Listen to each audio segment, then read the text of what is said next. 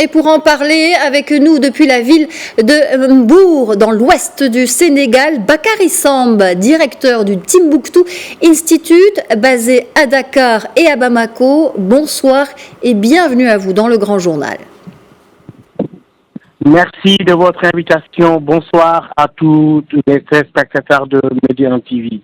Alors cette tentative d'assassinat survient dans un contexte politique encore très sensible, à la tête du pays par intérim depuis le 24 mai, après avoir mené 2 coups d'État. Le colonel Assimi Goïta semblait pourtant commencer à asseoir son autorité et la stabilité qui l'accompagne.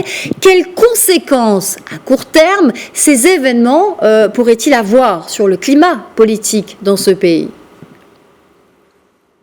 Il est vrai que le Mali n'avait pas besoin d'un tel incident, dans un contexte politique quand même qui n'est pas très stabilisé, malgré les efforts de nouvelles autorités du pays et la promesse de réconciliation et de stabilisation. Cet incident-là n'est pas souhaitable aussi parce que cela peut aussi nuire à l'esprit de réconciliation qui s'entame, bien que timidement, malgré tous les problèmes qu'on a aujourd'hui au niveau de la transition, au niveau du Conseil national de transition, mais aussi au niveau de l'administration elle-même, avec des contestations ça et là, malgré un semblant d'union nationale autour du M5 RSP et du leader Choguel Kokala Maïga aujourd'hui qui accompagne les pouvoirs publics, mais quand même le Mali n'avait pas besoin de tel incident qui, à mon avis, ne joue pas en faveur d'un apaisement. D'accord, alors vous parliez de réconciliation nationale au Mali. Où en sommes-nous aujourd'hui, plus de 2 mois après leur arrestation? Bandao et Mokhtar Wane, qui ont accompagné la transition après le premier putsch, sont toujours privés de liberté et de parole et de mouvement. Cette attaque remet-elle en cause l'espoir de recouvrer une totale liberté? Rapidement, s'il vous plaît, Bakary Samb.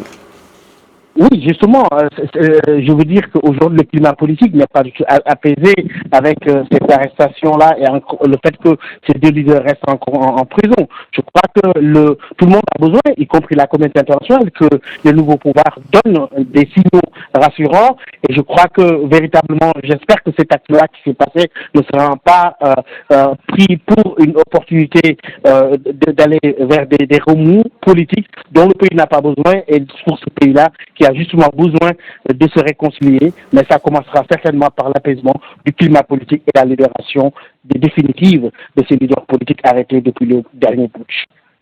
Merci beaucoup Bakary Samb pour cette analyse. Je rappelle que vous êtes directeur du Timbuktu Institute basé à Dakar et à Bamako.